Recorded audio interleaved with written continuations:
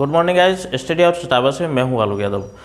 Tense के sequence में जैसा चल रहा था, प्रेजेंट इंडेफिनिट हुआ, प्रेजेंट कॉन्टिन्यूस हुआ। आज आपको हम प्रेजेंट परफेक्ट टेंस के बारे में बताने जा रहे हैं। ठीक है, तो आज आपका जो टेंस होगा वो होगा प्रेजेंट परफेक्ट टेंस।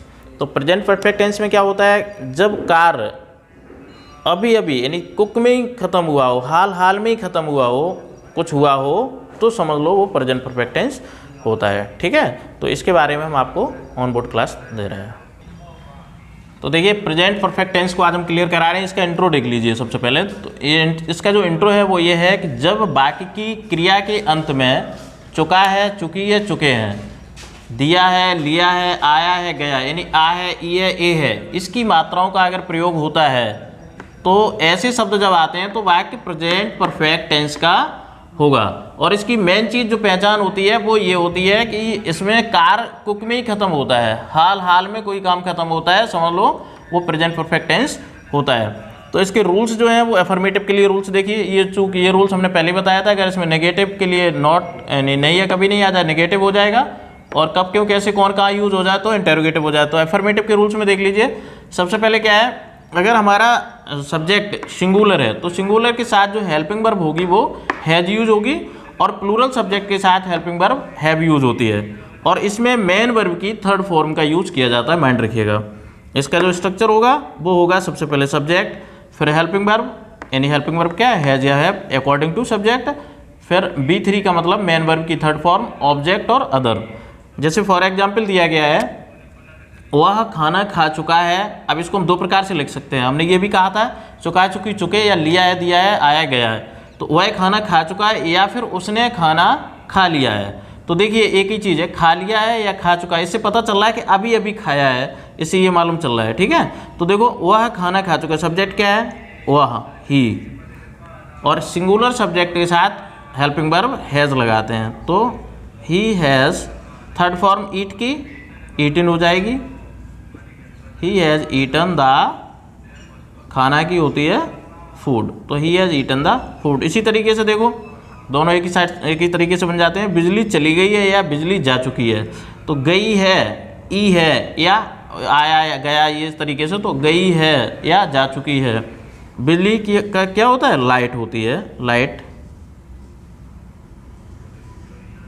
इसके साथ सिंगुलर लाइट सिंगुलर होती है, इसलिए हैज़ लगाएंगे। लाइट हैज़, चले जाना की क्या होती है, गो, माने जाना, और थर्ड फॉर्म हो जाएगी गॉन। तो लाइट हैज़ गॉन। इस प्रकार से ये तुम्हारे सेंटेंस बनेंगे इसके according to present perfect tense और अफर्मेटिव सेंटेंस। अब आपको हम नेगेटिव सेंटेंस बताएंगे।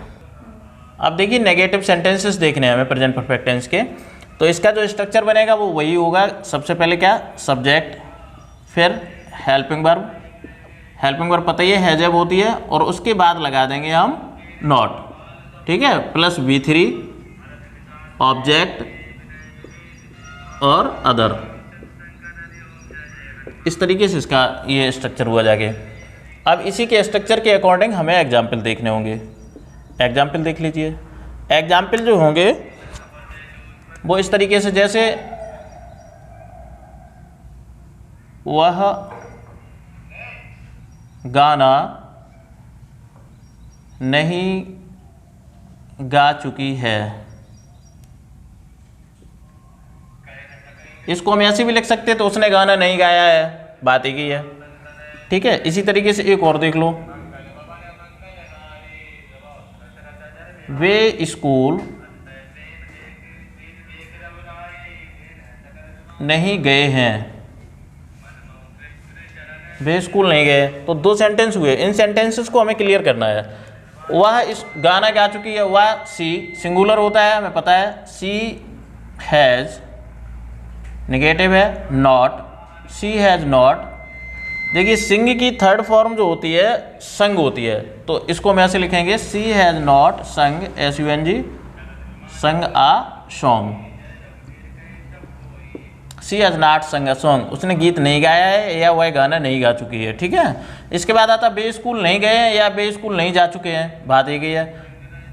बे प्लूरल है, इसलिए क्या लगाएंगे हम, हैव। तो दे हैव नॉट, जाना की गो, थर्ड फॉर्म कर दो gone, they have not gone to school, वे स्कूल नहीं गए। इस प्रकार से ये तुम्हारा नेगेटिव हुआ। अब नेगेटिव के तुरंत बाद हम तुम्हें बताने जा रहे हैं इंटेरोगेटिव। इंटेरोगेटिव समझ लीजिएगा, INTERROGATIV, इंटेरोगेटिव। इंटेरोगेटिव बताया था तुम्हें 2 टाइप्स होते हैं, सीधे स्ट्रक्चर लिख करके और उसके एग्जाम्पल बता रहे हैं। फर्स्ट स्ट्रक्चर जो होता है वो हमारा हेल्पिंग वर्ब से होगा, सबसे पहले हेल्पिंग वर्ब, और हेल्पिंग वर्ब के बाद क्या आता है, सब्जेक्ट आएगा।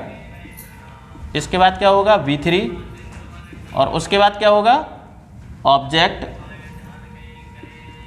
और ऑब्जेक्ट के बाद other plus question mark.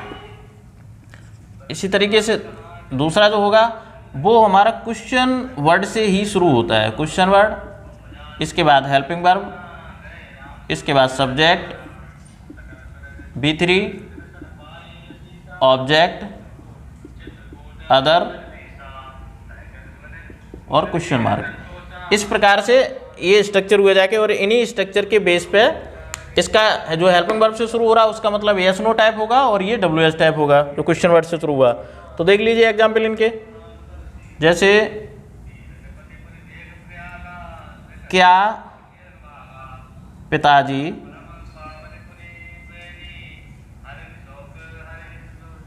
Gita पढ़ चुके हैं।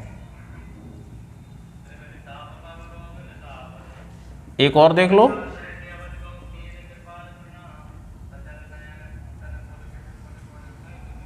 वह की जगह यहाँ कुछ और लिख सकते हैं, हम लिख दो, तुम लिख दो, बे लिख दो, प्लूरल कर दो इसको, बे बाजार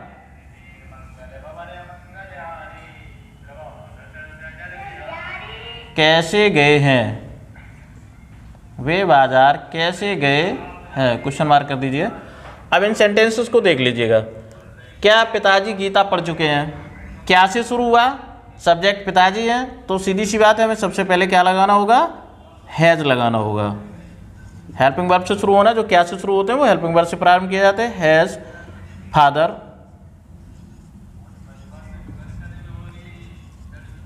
हैज फादर, पढ़ना की रीड होती है, थर्ड फॉर्म भी रीड ही रहेगी। हैज फादर रीड क्या, द गीता, गीता की जी कैपिटल बनाना है। Has father read the Gita, क्या पिताजी गीता पढ़ चुके हैं।